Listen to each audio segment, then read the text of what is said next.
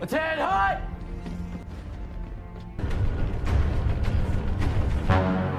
Sebuah film berjudul Ender's Game tahun 2013 akan menceritakan tentang seorang anak yang belum akil balik tapi jeniusnya luar biasa. Sejauh mana keseruannya? Langsung saja pasang handsfree, teruskan peserbahan, kencangkan celana dalam. Selamat menonton dan cekicrot.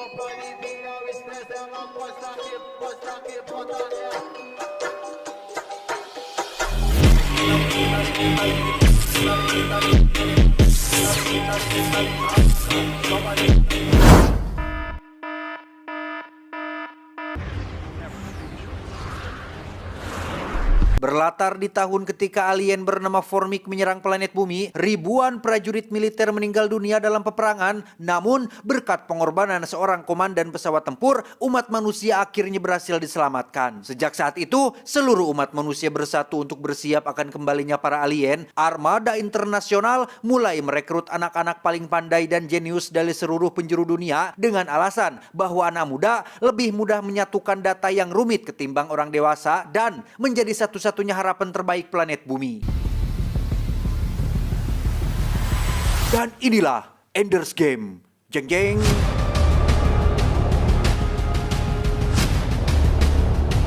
Dan kisah akan berfokus pada salah satu anak jenius bernama Ender Wiggin yang saat ini tengah menjalani pelatihan di markas Armada Internasional. Anak-anak ini dibesarkan dalam permainan perang untuk melatih cara mengambil keputusan tegas dan tak kenal takut, di mana Ender menjadi satu-satunya anak yang unggul dalam berbagai tes keterampilan sampai-sampai dianggap curang oleh semua teman-temannya. Come on! You can't do that. Si Bom-Bom yang tak terima dengan kekalahannya pun meminta tanding ulang. Namun disinilah letak kejeniusan strategi dan kontrol emosi yang Ender miliki ketika ia dengan tenang meminta maaf untuk bermain besok saja. See? He's got a talent for strategy. Ternyata Ender menjadi pusat perhatian dan selalu diawasi oleh para pemimpin. Salah satunya bernama, kita panggil saja Bapak Kolonel, yang meyakini bahwa Ender memenuhi kriteria sebagai seorang pemimpin yang layak untuk mengkomando pasukan. Di mana tes terakhir sebelum masuk ke tahap pelatihan yang sesungguhnya, Ender akan diprank seolah dikeluarkan dari sekolah untuk melihat bagaimana cara ia bereaksi terhadap suatu penolakan. Andrew Ender Wiggin, please report to the infirmary. Setelah chip tanda pengenal muridnya dicabut, Ender yang akan pulang pun dihadang oleh si Bom-Bom yang masih nengkeli alias sakit hati atas kekalahannya. Bom-Bom dan teman-teman pun menggiring Ender ke ruang laboratorium. Sempat akan dikeroyok, Ender kembali menunjukkan kepandaiannya ketika ia menantang si Bom-Bom bertarung 1 lawan 1 dan terpaksa menggunakan sedikit cara kekerasan untuk membuat efek jera.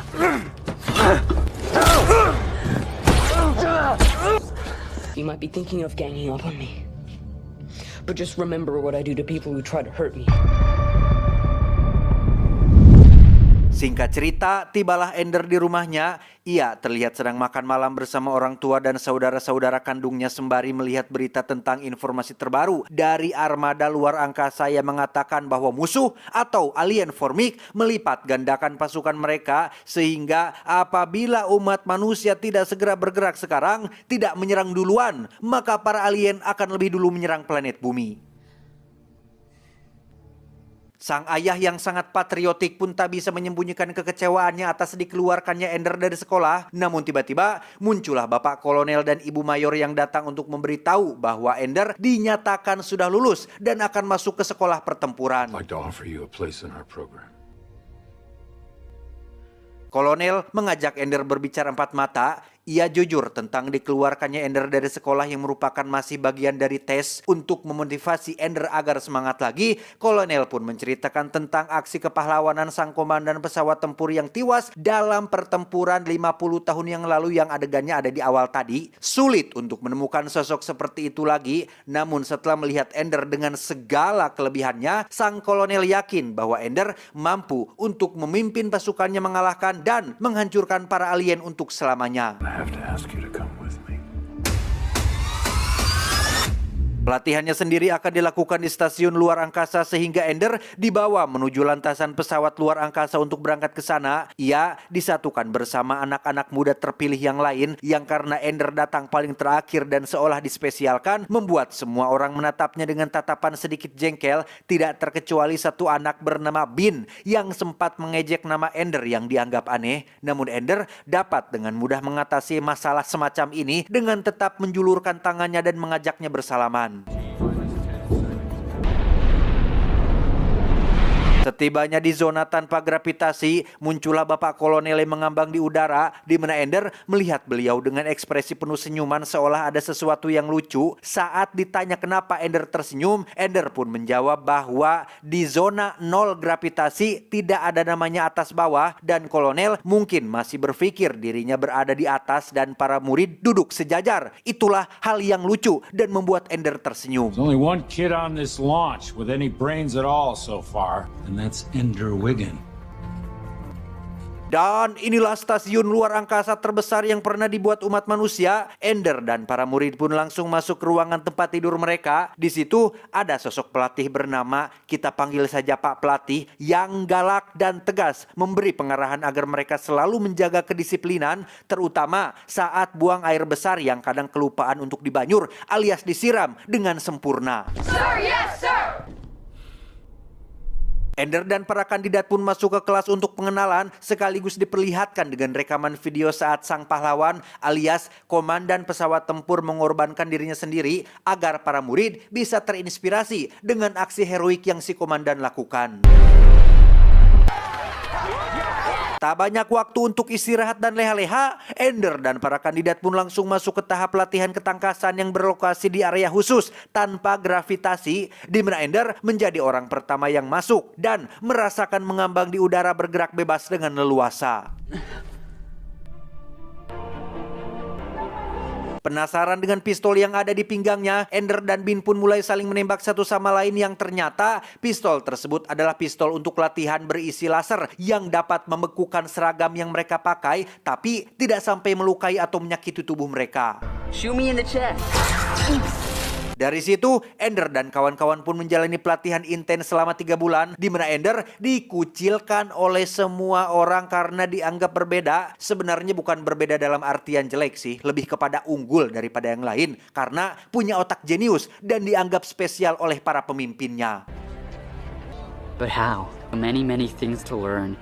Always. Suatu hari Kolonel menginformasikan tentang pemutusan komunikasi dengan orang di bumi alias keluarga mereka sendiri. Hal ini bertujuan agar para calon kandidat bisa fokus pada latihan dan tidak terganggu oleh cocot-cocot tidak penting yang berasal dari luar. Attention! Sir. Dan ya, dari sekian banyak murid, hanya Ender lah yang berani speak up tentang hak-hak yang murid miliki, yang meskipun Ender dianggap istimewa, sang kolonel tetap memperlakukannya sama seperti yang lain, sehingga permintaan Ender tentang hak komunikasi tetap ditolak dengan tegas. Setelah kolonel pergi meninggalkan ruangan, pelatih pun langsung nyerenteng memperingatkan Ender agar jangan pernah lagi mempertanyakan tentang aturan dan kebijakan, yang karena Ender terus saja menjawab omongan pelatih, Ender pun dihukum push up sebanyak 20 kali. Di situ, pelatih yang kesal pun langsung mengatakan tentang Ender yang terlalu sombong karena merasa dirinya paling pintar di sekolah, sekaligus mengatakan bahwa Ender tidak akan pernah jadi komandan dan pelatih tidak akan pernah menghormatinya. Yes, you will, Sergeant. Give me 20 more! Berkat keberanian Ender yang membela hak semua orang, para kandidat pun mulai simpati dan berpindah tempat duduk satu meja dengan Ender, terkecuali satu murid bernama Bernard yang memang sejak awal kurang suka dengan Ender yang dianggap sok pintar.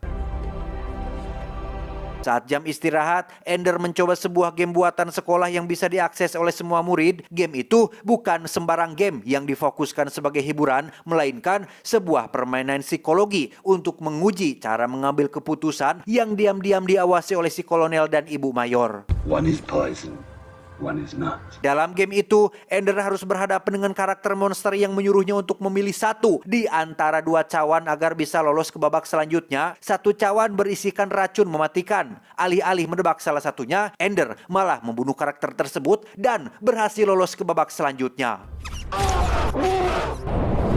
Never seen anyone do that. Perfect. He's perfect. Faktanya, game barusan adalah masih bagian dari ujian untuk Ender bisa naik level alias langsung pindah ke kelas baru bersama para senior, di mana Ender bergabung bersama tim bernama Salamander dan berkenalan dengan Petra yang merupakan satu-satunya personil wanita di tim ini. Dan inilah Bonzo, sang leader tim Salamander. Meskipun postur tubuhnya tidak lebih tinggi dari Ender, tapi karakternya sangat senioritas dan haus akan rasa hormat, di mana Ender sempat diperlakukan sedikit keras, tapi belum mengambil sikap tegas karena masih harus mengamati dulu situasinya. Karena sebentar lagi tim Salamander akan bertanding adu tembak dengan tim lain, Petra pun dengan tulus mengajak Ender untuk latihan berdua dan mulai mengajarinya cara menembak yang benar dan tepat sasaran. That's it. Selesai latihan, Bonzo langsung poporongos memarahi Petra yang melatih Ender tanpa seizinnya, sehingga Ender yang tak bisa terus seperti ini pun langsung mengajak Bonzo ke belakang untuk berbicara empat mata. Wicked! Hey! Di sini, Ender menunjukkan kepandaiannya dalam bernegosiasi. Ia menegaskan bahwa dirinya hanya ingin belajar dan mendapatkan ilmu baru. Maka dari itu, jangan larang diriku berlatih. Ender sepaham betul bahwa Bonzo tidak ingin kehilangan rasa hormatnya di depan anak buah. Sehingga, jikalau Bonzo ingin segera menyingkirkan Ender dari tim ini, maka biarkanlah Ender berlatih dan Bonzo akan tetap mendapatkan rasa hormatnya. Better watch your back, Wicked. Keesokannya Bonzo akhirnya membiarkan Ender ikut pertandingan, namun ia diposisikan sebagai cadangan yang hanya akan mengamati dari kejauhan. Go, Salamander, go! Go! Go! Pertandingan pun dimulai, tim Salamander saling tembak-tembakan dengan tim lain, sampai akhirnya Petra yang berada di posisi paling depan pun terkena hantaman keras setelah sebelumnya berhasil menembak satu lawan, sehingga Ender yang gemes ingin ikut main pun nekat masuk ke dalam arena tanpa seizin dari Bonzo. You okay? What are you doing here? Bonzo will kill you. Menggunakan strategi pura-pura mati, Petra mementalkan Ender menggunakan kaki menuju wilayah musuh, di mana Ender berhasil meraih satu pistol dan mulai menembaki satu persatu lawan dari arah belakang. Alhasil, setelah pertandingan selesai, pihak lawan pun respect menemui Bonzo untuk menyampaikan kekagumannya pada strateginya yang jenius dan menahan Ender belakangan. Padahal, kenyataannya Bonzo tidak ada kaitannya sama sekali dengan aksi Ender barusan. Waktunya istirahat, Ender tidak langsung bobo tapi kembali bermain game psikologi yang kemarin. Tapi kali ini Ender mengalami pengalaman luar biasa saat dirinya seolah masuk ke dalam game tersebut, bertemu dengan kakak perempuannya yang seolah menunjukkan suatu tempat yang tidak jelas apa maksudnya. Dan ya, itu tidak lebih dari hanya sekedar mimpi yang mungkin efek dari kecapean dan tekanan yang terus dialaminya selama berbulan-bulan ini. Melihat Ender kurang akur dengan Bonzo, Kolonel pun memindahkan Ender dari tim Salamander. Namun, tidak hanya dipindahkan saja, tapi juga menjadikannya sebagai seorang leader untuk memimpin sebuah tim bernama Dragon, di mana sang pelatih yang di awal galak dan tegas pun kini memberi hormat kepada Ender yang dianggap sebagai bakal calon pemimpin baru untuk semua pasukan armadanya. Dan ya, ternyata anggota tim Dragon adalah teman-teman di kelas sebelumnya seperti Bean dan Bernard, di mana Ender berhasil merubah cara pandang Bernard terhadapnya yang dulu kurang suka, kini menjadi patuh setelah Ender meyakinkan Bernard tentang keahliannya yang sangat dibutuhkan dalam tim ini. Am I wrong? No, sir. Tibalah hari pertandingan melawan tim Salamander yang digabung dengan tim senior lain. Ender mendapat dua personil bantuan yaitu Petra dan Samsul. Menyadari pertandingan sudah dimulai dan mereka datang terlambat, Ender sudah bisa menebak jika tim lawan sudah dalam posisi menyerang, dan benar saja di samping sekitaran gerbang beberapa musuh sudah siap menyambut tim Dragon keluar, sehingga Ender menugaskan Petra dan Samsul untuk saling berpelukan, dan inilah yang terjadi. Selanjutnya, Ender menjadikan Bean sebagai tumbal untuk melihat seberapa banyak musuh dan di mana letak posisi mereka bersembunyi dengan cara mengikat Bean menggunakan tali agar bisa ditarik kembali. Setelah mengetahui jumlah musuh dan posisi mereka bersembunyi, kini Ender hanya perlu melakukan formasi out of the box yang belum pernah dilakukan oleh tim manapun, di mana formasi buatan Ender ini memfokuskan satu orang yang dilindungi oleh personil lain sebagai tamengnya, sehingga mereka bisa mencapai gerbang lawan sesuai aturan kemenangan yang sudah ditentukan.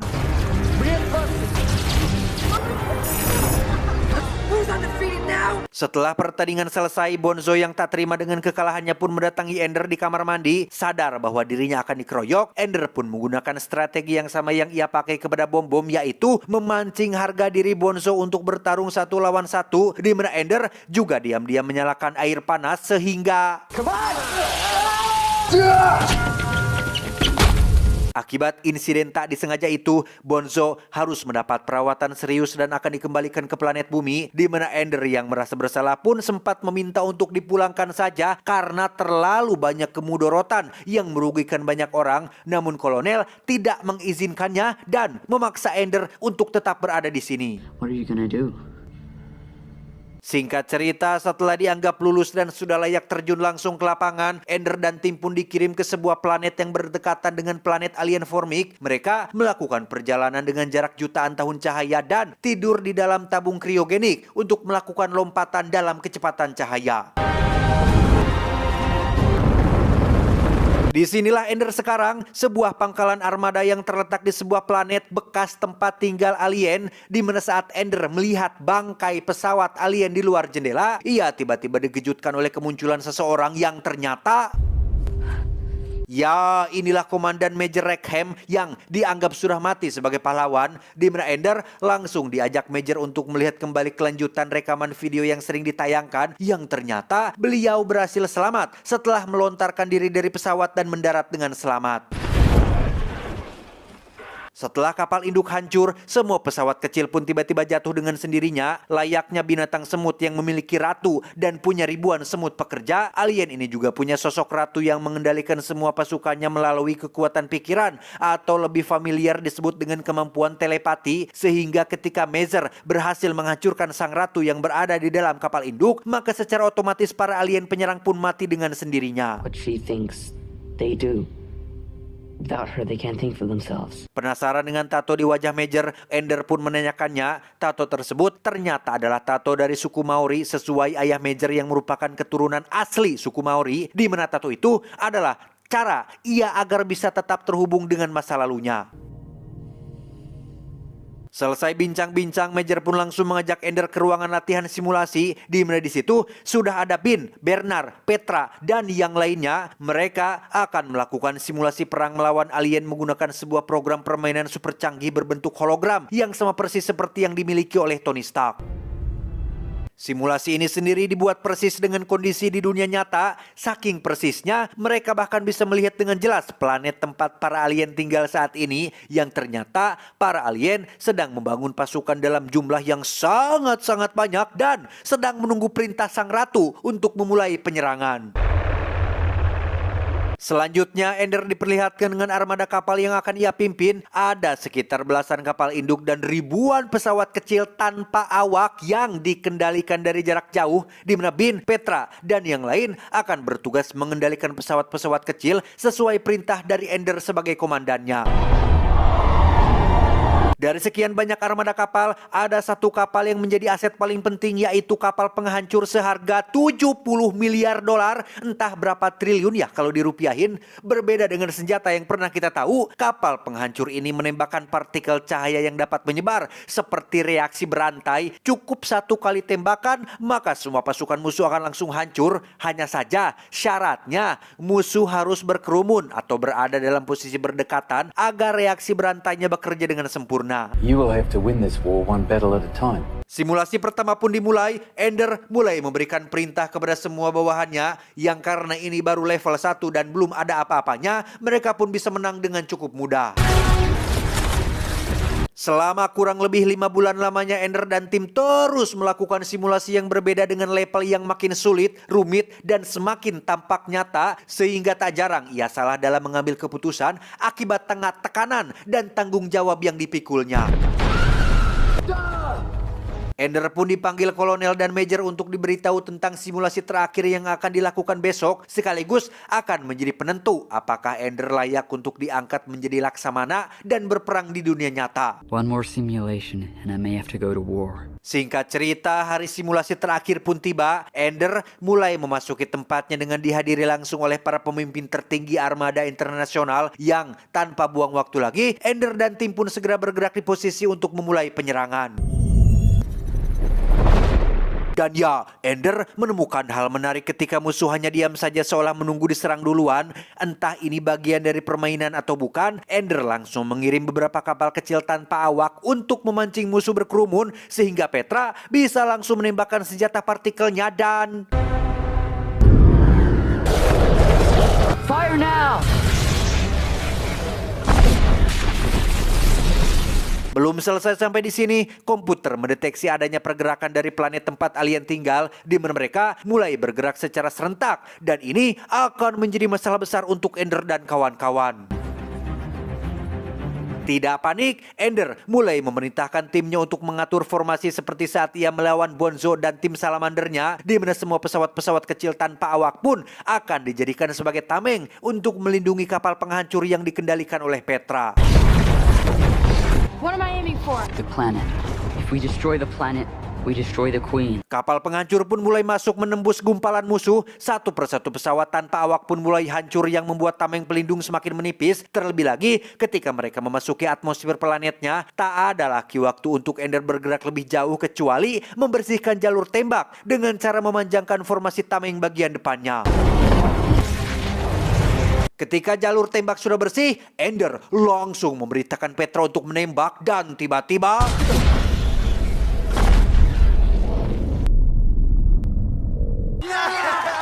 Tak lama Kolonel dan Major pun turun menemui Ender dengan raut wajah serius dan mengucapkan kata terima kasih sebesar-besarnya. Sempat bingung terima kasih untuk apa. Ender benar-benar terkejut saat mengetahui bahwa semua yang terjadi barusan bukanlah simulasi, melainkan perang asli. Dan ia sudah berhasil memenangkan peperangan ini. Ender dan tim pun diperlihatkan dengan gambar terakhir setelah senjata partikel ditembakkan. Satu planet hancur, semua spesies yang ada pun ikut mati, sehingga ini lebih tepat disebut dengan sebagai genosida alias pembunuhan massal yang tidak Ender kehendaki. Agar tidak mengamuk, Ender pun disuntik bius dan dikembalikan ke kamarnya, di mana ia kembali mengalami mimpi buruk tentang satu tempat asing dan memutuskan untuk keluar dari pangkalan, ditemani oleh Petra yang berlari menyusulnya. Tak ingin melibatkan Petra dalam urusannya, Ender pun berjalan sendirian memasuki bangkai pesawat alien yang ada di dekat pangkalan, yang setelah berada di dalam, Ender akhirnya menemukan tempat yang persis sama seperti dalam mimpinya dan memutuskan untuk masuk memeriksanya.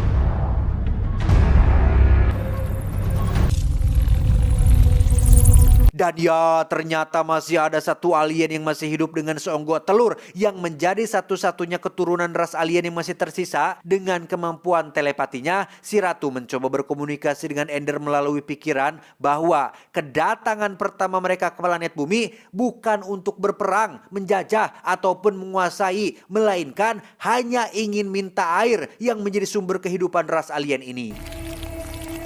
Ternyata air menjadi sumber kehidupan ras alien formik ini. Planet tempat tinggal mereka sudah kering akibat musim kemarau yang berkepanjangan. Semua koloninya sekarat dan mencoba mencari planet yang ada airnya untuk meminta sedikit air demi menyelamatkan rakyat mereka. Namun pihak militer malah menyerang duluan, sehingga dengan terpaksa saat itu para alien bertahan dengan cara menyerang balik. Pada akhirnya, Ender semakin merasa bersalah karena menjadi orang paling bertanggung jawab atas pemusnahan yang sudah terjadi. Sehingga untuk menebusnya, Ender berjanji akan mencarikan planet baru untuk tempat tinggal Ratu dan telurnya, sehingga mereka bisa memulai kembali peradaban di tempat baru tersebut. I'll find a new home, I promise. Setelah Ender diangkat menjadi Laksamana dan punya pesawat sendiri, ia pun mulai berkelana mengelilingi alam semesta mencari rumah baru untuk sang ratu dan telurnya. Namun setelah 10 tahun berlalu, Ender belum juga menepati semua janji-janjinya dan hanya manis di awal saja tanpa ada realisasi yang jelas, dan malah menambah penderitaan, kekecewaan, kesengsaraan bagi seluruh rakyat ras alien formik ini. Tamat ending yang cukup mengkaruniakan.